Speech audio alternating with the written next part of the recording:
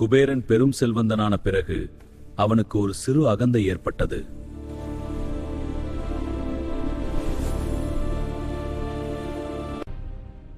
தன்னிடம் இருக்கும் அளவுக்கு செல்வம் யாரிடமும் இல்லை. ஈசனிடம் கூட இவ்வளவு தங்கம் இல்லையே. இந்த விருந்து என் செல்வத்தின் உச்சம். கைலாயம் சென்று சிவபெருமானை அழைக்கிறேன். உன் அழைப்பை ஏற்றுக்கொள்கிறேன் குபேரா. மகத்தான பெருமை பிரபு. குபேரா, நான் கைலாயத்தை விட்டு வர முடியாது. எனக்கு பதிலாக என் மகன் விநாயகனை உன் விருந்துக்கு அனுப்பிக்கிறேன். அவனுக்கு மட்டும் நீ உணவு அளித்தால் போதும். விருந்து தொடங்கியது. குபேரன் வகை வகையான உணவுகளை கொண்டு வந்து குவித்தான். ஆனால் ஆச்சரியம், விநாயகர் ஒரு தட்டில் இருந்த உணவை சாப்பிட்டு முடிப்பதற்குள் அடுத்த தட்டையும் காலி செய்தார்.